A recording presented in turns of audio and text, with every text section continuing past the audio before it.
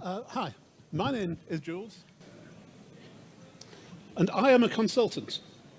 I specialize in reliability and, yeah, that's working. Yes, I specialize in reliability and security. This is my book. It's a very nice book. Feel free to go and take a look at it if you want. Okay.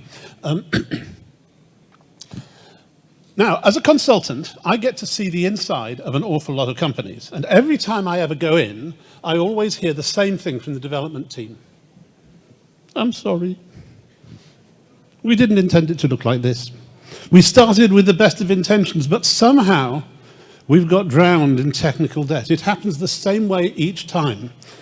Does this sound familiar? If I came into your companies, would you feel the need to apologize? Everybody does. And the problem is that the technical debt just seems to proliferate. No matter what we do, the technical debt just seems to be there. Well, why? What is it? We know what it is, right? We talk about smells. We talk about the feel. We talk about it's ugly code. We know, we can recognize it when we see it. And we know that it's a problem for us. But the trouble is that that feeling is not really enough to work with. So actually, we need to try and pin down what technical debt is a bit more. So I'm going to use today a rather specific idea of what technical debt is. It's basically down to this. He knows what technical debt is. He knows that he's now got a whole load of work to do that has got nothing to do with what he's paid to do. I think that technical debt is that part of our code that prevents us from doing the stuff that we want to do. It's kind of like friction. Now, you've all, as I started in the introduction, I explained why we have this problem with technical debt. I explained that we all have it and it seems to proliferate. But what interests me is why it always turns out the same way. Why the code that starts off with the best of intentions starts to get more messy. And I think it's his fault. He wants more. He says, don't stop and think about it. I want features. I've made promises. I'm on a budget. We have to build this stuff. And so he's pushing forwards and forwards, faster, faster. We never get a chance to stop and think about what we're doing. We never really get a chance, even though we're supposed to be doing continuous refactoring, we never really get a chance to do it because he is constantly pushing us forward. Does this chime with your experience? Yeah? Okay. Now, if we are going to persuade him to do the right thing, we can't use the language of smells and feel and aesthetics and ugly, because he is not interested in the finer feelings of snowflake programmers. He speaks the language of money. And if we are going to persuade him to do the right thing, we have to join him in his world, and we too have to use the language of money. And that's what this talk is about. Can we understand in financial terms, in cash terms, what technical debt is? Can we understand what it is? And, can we measure it? And more to the point, if it's debt, can we measure the interest rate that we're paying on it? And the answer seems to be, yes, we can. So let's try an experiment. Very simple experiment. We're going to do a project. It's going to last 6 months. We've got 10 developers. We're paying them roughly $100,000 a year each. I mean, because you've got not just what you're paying them, you've got all of the employer's tax and lighting and heating. Call it $100,000. So we've got 10 developers, $100,000 a year, and they're working for 6 months. How much does that cost? You can do arithmetic, right? This is $500,000 worth of cost. But at the end of that 6 months, and we're going to pretend they're magic programmers, right? They're going to deliver it in 6 months on time. I know that doesn't happen, but okay. So at the end of 6 months, we've spent $500,000. What's the value of the software that we've created? Do we have $500,000 worth of software? Higher, lower? Higher? Anybody? Lower? Anybody? Lower. How much? What's the value? Anything above zero? Would anybody think there's zero value? Okay. I claim we do know. Because what your company is going to do is write down that 6 months of work onto the balance sheet as an asset. They're going to say, we've spent $500,000, we've got $500,000 worth of software. But the trouble is that if you try to sell that, nobody's going to pay it for you. You buy a car, hang on to it for 6 months and sell it, you can sell it. But you write software, you can't sell it. This is, except in very strange, very unusual circumstances, software has no actual asset value at all. So I'm going to show you a series of what I think are the ironclad rules of how technical debt works. And the first one of these is that code is not an asset. Development is overhead in the same way that buying letterhead is an overhead. It's, you buy it, you pay for it, but actually it has no asset value at all. You need it to operate the company, but it has no intrinsic asset value. But there's something more important than this, and that is that code not only doesn't have a value, it also has a cost associated with it. And the reason for this is that these 10 developers, they've spent 6 months doing the work, and now they've done this project for 6 months, and now we can send them home again, right? Because they've finished. There's nothing more to do. Just like if they built a new kitchen. That's how it works, isn't it? When you're finished, you're finished. No. No. When they've finished, they then have to start the cleanup. Now, I haven't got time to do this in full detail, but I've got a test for this. So I would say, if this was your development team, you've spent 6 months doing the work, and now you've got to get all of the bugs out of it because you need to get the actual release. It's, let's say it's something like a legal change that you're having to make. So, who thinks they're going to be finished cleaning up in another year? More or less? More? Less? Less. You think they'll do it in less? Okay, 6 months. You think they'll do it in 6 months? Okay. Here's the test that I once tried with one of my teams. I said, they estimated something like 6 months on a project like this. And I said, okay, I'm going to write you a check for 6 months of salary. And now you work until it's finished. And if you finish before then, I'll resume your salary. And if you finish after then, well, you don't get any more money until it's all ready. How many people took me up? None. In fact, I had to take it up to 2 years before anybody would start thinking about taking the deal. So my claim is that cleaning this up in 6 months' time is generous. I said that it was a magic program at the beginning.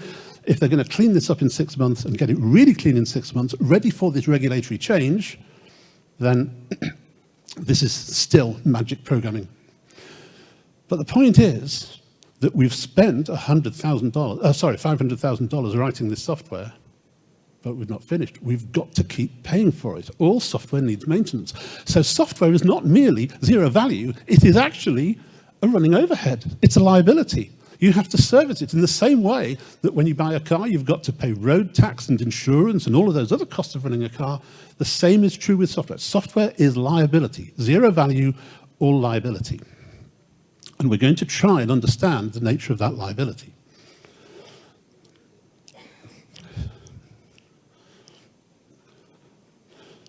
Okay. Let's draw a picture of what's going on here, because obviously what they're trying to do is clean up this technical debt. Our 10 developers have worked for 6 months, and in the course of that 6 months, I'm sorry, I've stepped out of the spotlight. In the course of that 6 months, you can see they've put in a certain amount of effort. We're trying to draw on this graph a concept of effort. I'm calling this mass, but you can see that what we've got is over time, month by month, they're putting in more work, we got more massive software. We can't call it value because the software doesn't have value, but there is a sense in which we put effort into it. But not all of that effort is useful effort. Some of that effort is technical debt. And we can see that here. What we've got there is the amount of the effort which is not working for us, which is impeding us. This is a measure of the amount of friction we're putting into the system. Now, at the beginning of the project, we're not putting in very much.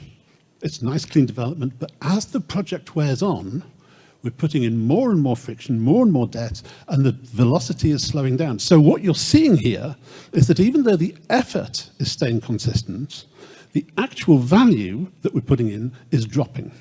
And this is dropping in a manner which looks very much like financial models of interest.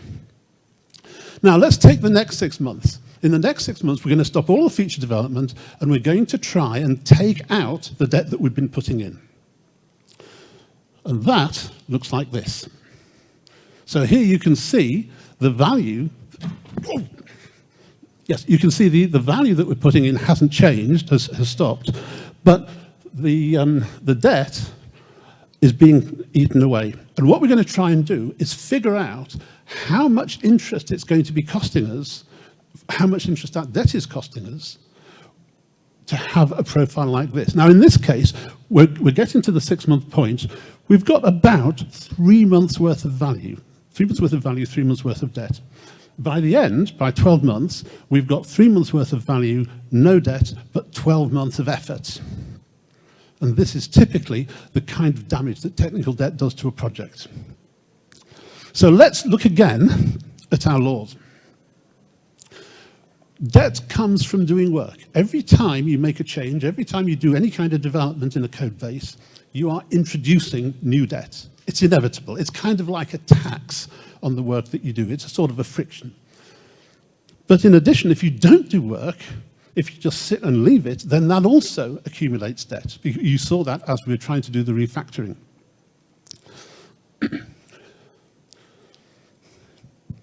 Now, just to sum this up a little bit more, what we've got here is we've got some actual gradations on the vertical scale. You can see that we've got 3 months worth of value. You can see we've got 3 months worth of technical debt. We can also see in the course of this that our velocity has slowed down. And there's an important point on that, which is V0. V0 is the velocity we were getting right at the beginning when we didn't have any technical debt at all.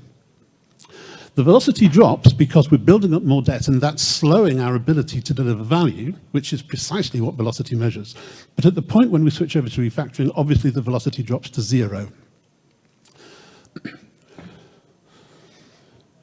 Now, the amount of debt in the system at any one time is precisely the velocity that you've got now subtracted from V0. So this is a picture, this is sort of more mathematically a definition of the way that the debt impedes your ability to deliver. I'm also going to introduce another concept, the idea of gearing. Gearing, again, is a thing that comes from financial language.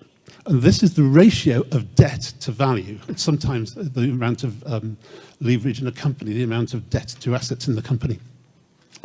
But we're going to see that gearing to us is an important idea because the debt gearing, the technical debt gearing, will tell you an awful lot about the health of a project. So again, let's go back to our laws. Debt compounds. When you put debt into a system, then not only are you putting debt into the system by doing the work, but as you do more work, you have to service the debts that you've already got. So what happens is, you saw in those curves that the more work you do, the more debt you introduce, the more you slow down. And so that's why debt is doing so much damage. More debt reduces your volatility, and reduced volatility itself creates more debt. Is this making sense? Cool. So let's see if we can create a model of this. We're going to switch to a different kind of view here. What we're going to do is look at each sprint, and the sprints are going to be month by month. To begin with, we do a certain amount of work, and that is the value that we put in. But the trouble is that, as we've seen, the process of doing work introduces debt itself. It's kind of like a tax that you have to pay. So let's put that in. That is the kind of work that's happened in month 1 of that Greenfield project. Now, I'm going to set up some names here because we're going to have to refer back to them. The useful work, I'm calling alpha. The irreducible debt, the friction, I'm going to be calling friction. Now, the amount of, the total of that is obviously all of the work that you've done, but the amount of friction that you get is a function of the team. Some teams are high friction teams, some teams are low friction teams, sometimes it's down to the domain that you're in. The point is that you've got some control over that, but not a lot. But this is an inherent property of doing work. So this is month 1. What happens in month 2? Well, in month 2, we get to do some work again. We get to do some alpha, but we don't have as much alpha as we did in the first month because we still have to service the debt that we've incurred. That's there. But the process of doing that work And the process of doing the DETI work, actually we have to pay the tax. There's another tax. Then month 3, the same thing happens again. Now we've got 3 tranches of debt sitting in our system. And you can see how the debt is starting to compound. Month 4 and month 5, now about 25% of our code base is DETI. Okay? We've got three quarters of the work that we've done is valuable work. So we're going to stop here, and we're going to do 1 refactor sprint. So here's our refactor sprint. Now, we're not going to do any valuable work. We're not going to do any feature development in this point. So that's why the column's blank. But we do have that debt in the system. So what we're going to do is we're going to do some work to try and get the debt out of the system. There it is, cleared out. But we have to pay the tax. There it is. So now the next month that comes along, well, we've got only a relatively, we've got plenty more value going in, but we still have 2 tranches of debt to service, and we still have to pay the tax on top. Is that making sense? Okay. Now what I've done, the first thing I think that I need to ask is, do you believe in this model? Does this make sense to you as a model? Okay, because what we're now going to do is to put some actual numbers into this and see what happens. And I will show you why why the assumptions that we've been making so far are reasonable.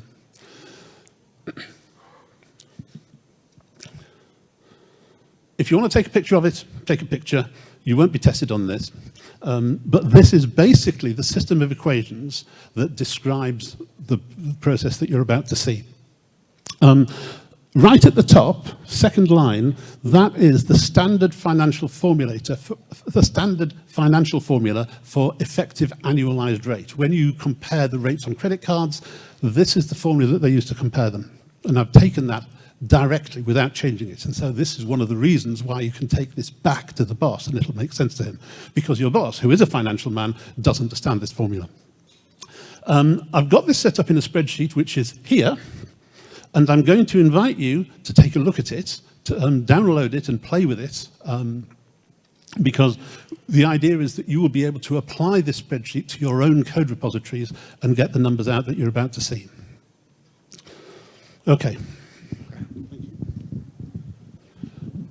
Okay, sorry about that, folks. I have no idea what happened. Now, what you're seeing here is precisely the model that you just saw. What we've got here is weekly sprints. That's what you're seeing down the left-hand side. And for each week, we're working out those formulas that you saw before. Now, what we're plotting on this side is exactly the project that you just saw. So what we've done is 6 months worth of work, followed by 6 months worth of refactoring with the aim of getting it cleared after the 6 months. Now, what you can see here is that actually, based on that 6 months, it wasn't 3 months worth of value, it was nearer 4 months worth of value. You can see it just at that kink. You can also see how the velocity is falling, and the velocity is falling to about 0.58, something like that. One of the things, you'll see it in a moment, but one of the things that I've discovered is if the velocity ever falls below 0.5, the project's lost. It doesn't matter how much work you do, you will never recover it, because whatever you do, you're putting in debt faster than you're taking it out, even if you only ever do refactor sprints. So it's really important to keep an eye on what's happening to your velocity relative to V0. Now, using this model, we can, well, the things to look for is over on the top of the left-hand side, you can see there that we've got the measure of alpha, and we've also got the measure of the friction, and the friction is about 10%. So we're putting in about 10% of friction each sprint, each week. And we've seen that these are reasonable to optimistic estimates. If we're putting in 10% a week of friction, that equates to an annualized effective rate of interest of, do you see that? 20,000%. That's payday loan. And if you went to your boss and said, you are funding your team out of what effectively is payday loans, you're going to get his attention, right? Now, using this model, you can change things around. You can do experiments on it. So here, for example, let's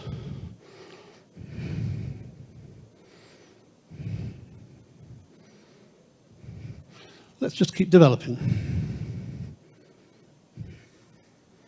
Okay?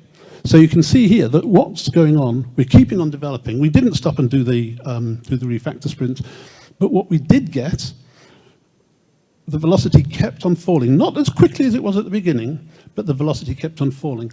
It's sustainable for a little while, but not for too long, because otherwise it will get overwhelmed.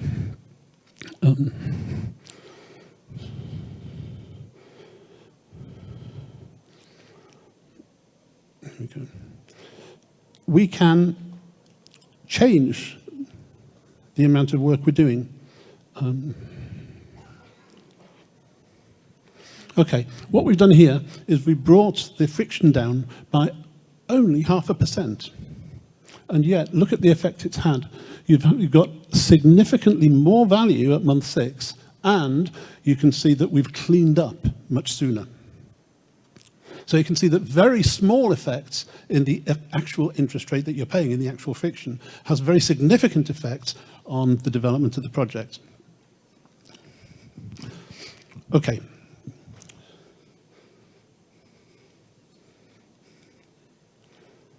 Now you can play with that model.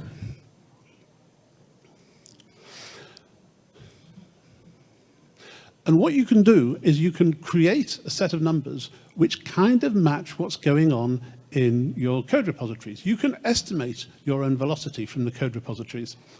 You can look at the number of lines that have been changed on each check-in, and you can compare the number of lines that are feature and the number of lines that are bug splatting.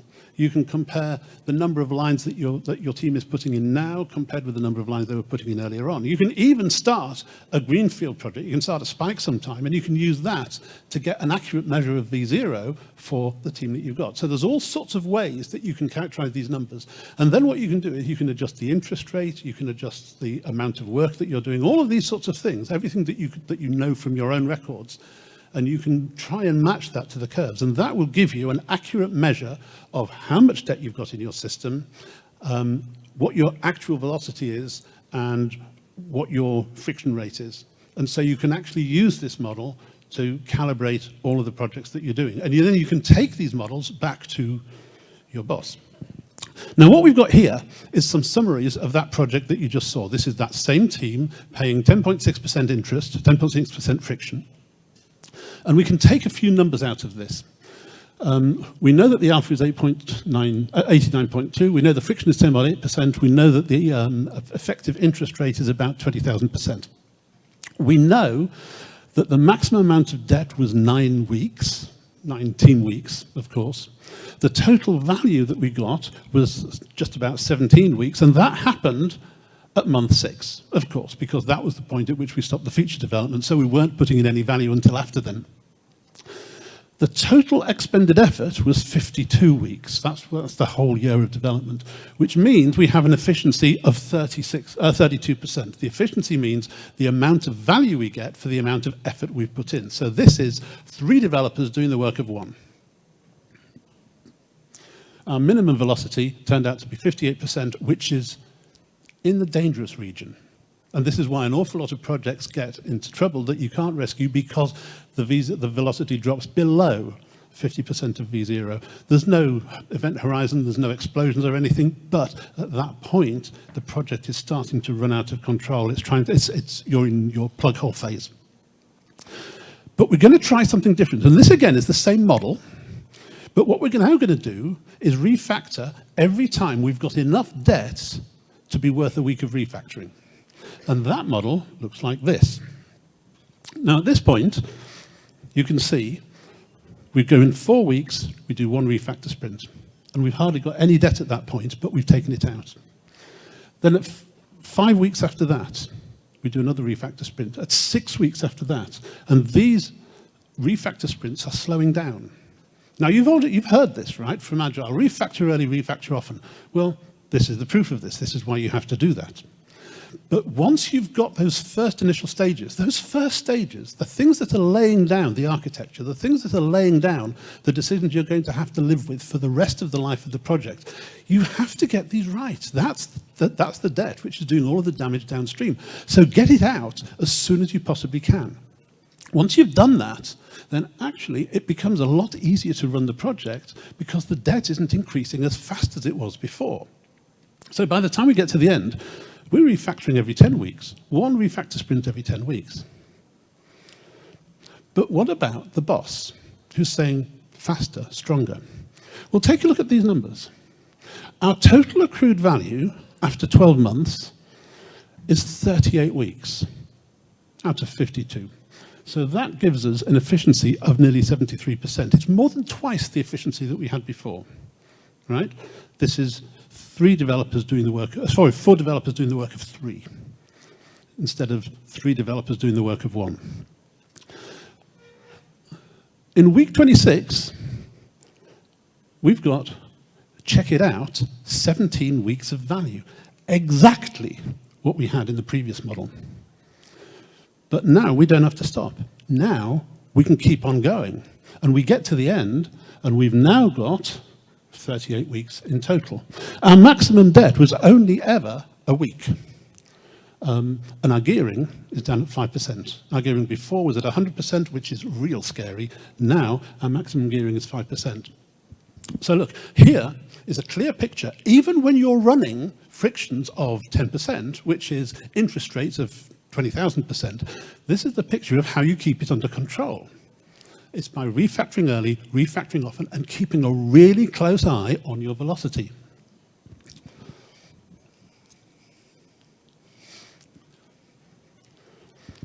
So here is another one of our laws. Refactor early, refactor often. It is free money. It doesn't slow you down at all. Now, I carried on with my model, and I did some more experiments. What I did was I said, well, if we vary the interest rate, then what happens to those numbers, those summary numbers that you just saw, what happens to those? And what I got was a table something like this. So line 3 is the model that you've just been seeing.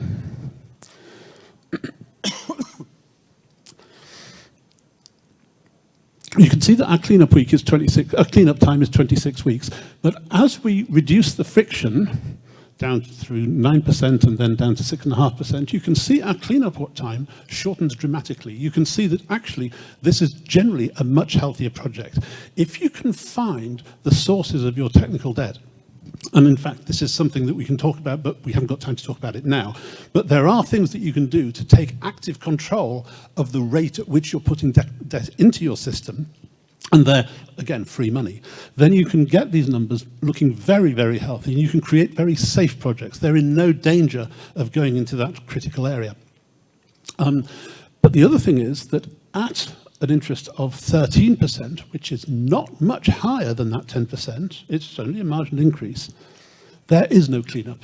That is a project. It's not even the fact that we've left it too long, it's that project can never succeed, because in that project, the interest rate, the debt is appreciating faster than we can ever take it out. And so there's a point at which the whole system, the whole development fails. So, if we plot some of these, then you can see things which are, some things which are surprising and some things which are not. That top blue line is the alpha, and obviously with increasing friction, the controlling variable here is friction because that's the thing which you've got most control over. So the more friction, obviously the less value that you get. But also, the more friction you've got, the less efficiency you've got, and the efficiency is dropping very, very quickly, which is quite surprising. Excuse me. As the friction goes up, relatively modestly, you can see that green line, that is your interest rate, and that green line is rising very sharply. But what's more important is the red line. This is the cleanup time, which starts off relatively flat, and then it just takes off asymptotically. There is a point along here at which the cleanup time becomes infinite. And it's about 13%. I was a little higher, but at a little over 13%, you will never, ever clean up the project. And these, to me, they seem to be very persuasive, very strong sorts of figures.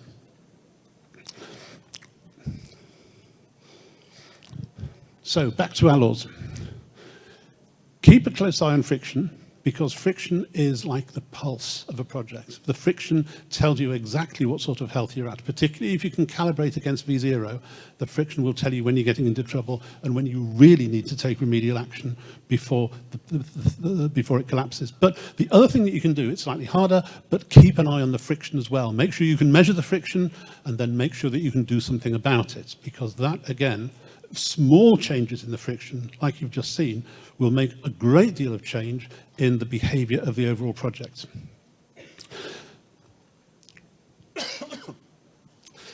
So, you've now been able to demonstrate, you're now able to measure your project against a model of interest. You're able to use this model to predict the behavior of the system in the future.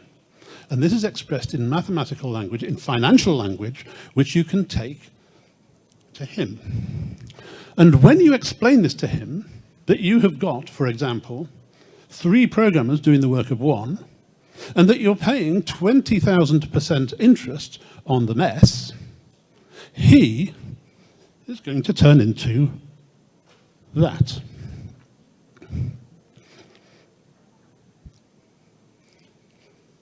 That's pretty much all I've got. There is the laws again. If there's any questions that you've got, then I am here to answer them.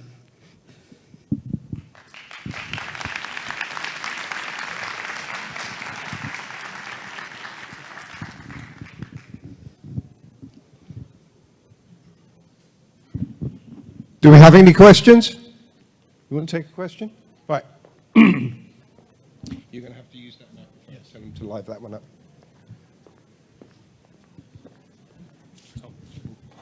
Thank you for a very enlightening talk. One question, you mentioned that if we are close or below 50%, then the game is over. Could you elaborate a little bit what happens if pencil is down, we just deal with technical debt, and maybe in 2 or 3 weeks or whatever, we are back. Why this is not happening? Could you elaborate? Thank you. Yeah, sure. Is this working? Okay, yeah. What happens is, remember how the model works.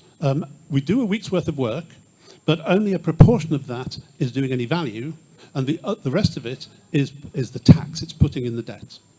Now, if the velocity has dropped below 50%, let's suppose it's dropped to 40%, then it means that 40% of the work that you've done is taking debt out, and 60% of the work that you've done is putting debt in. So your net value is minus 20%. Is that answering your question? Yes, yes. Thank you. One over here.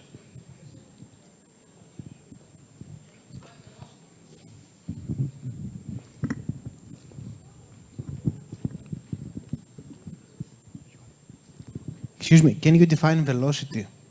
What 50% velocity means? Are we talking about story points per sprint? How do you define velocity? I get asked that every single time I present this. Every and any way you can. But what 50% means, actually? Okay, let's start with a really clean project. You're going to do a new spike, new repository, and you're going to do a job which is kind of characteristic of the work that you're doing now. So it's the same team with the same skills. Do a month's work and measure how much value you've got. In any terms you want. It can be story points, it can be lines of code, whatever it is. If you can estimate the debt on it, if you can say, well, we did a bit of rework, or we had to keep on repairing bits, then it gives you an estimate of the debt. But you don't really have to do that, because that very first sprint, is usually going to be pretty clean. So measure it literally any way you can. The point is that it doesn't need to measure anything really quantitative, because what you're looking for is a ratio. So if you then compare it, I know lines of code means nothing at all. I know story points means nothing at all. But the point is that the lines of code is comparable from the lines of code out of your project, provided it's the same team and the same tools and the same context. So you can compare those two. So find anything that you can to measure V0 in any terms and use as many as you can to try and sort of home in on it. It's an estimate, I admit. But then use that same measure on your code base, on your real production code, and then that will give you the comparative. The other thing that you can do is look at the individual check-ins. I was working on one project which was in very serious trouble, and it was part of what led to this research here. We were doing things that should have been very, very easy check-ins, very easy features.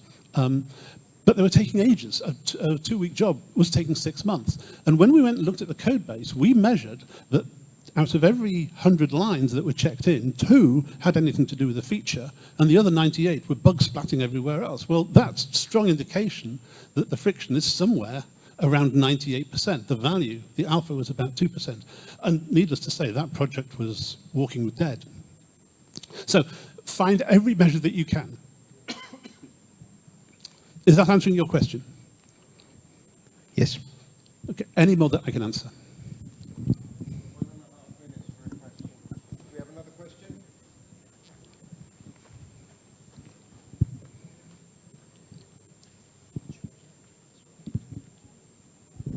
Hello. You're describing a situation where we are developing a new project. What happens if, let's say, the project is 2 years old and you inherit it from some contractor, or you are a new guy in the team, or there's a new completely team and have to deal with this project? What happens then? Can we save this project, or we have to do it from scratch? Okay. I think there's 2 aspects to that, to the question. The first is, how do you measure it when you're coming into it from cold and you haven't got a chance, haven't got the whole history?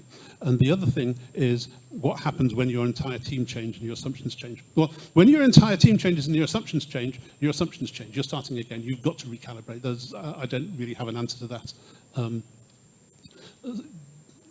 What else would you expect me to say? But in general, how has the project developed? Well, you've got the entire code history. Adam Thornhill talks about your code as a crime scene, where he sort of says, actually, your repository history tells you everything you need to know about where your debt is and about who's put it there.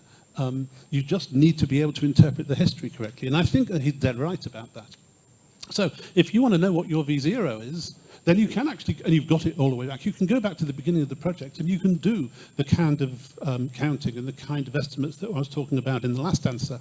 And you can compare what was going on 2 years ago with what's happening now.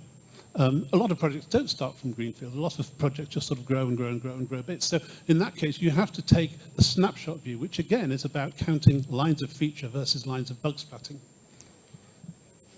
Is that okay? I mean, I haven't got a lot of time, but I can talk more outside. Are you okay with that answer? Yeah, I think it's a little bit difficult for this to happen. If there's a colleague 2 years ago that left, and you have to identify with what happened then. Yeah, I agree. If things have suddenly changed, then you have to be adaptable. And there's a difference between what has happened and what's going to happen in the future, and you can't predict the one from the other in the same way. I agree with that. We're out of time, folks. Thank you very much for your attention. I hope you've enjoyed it.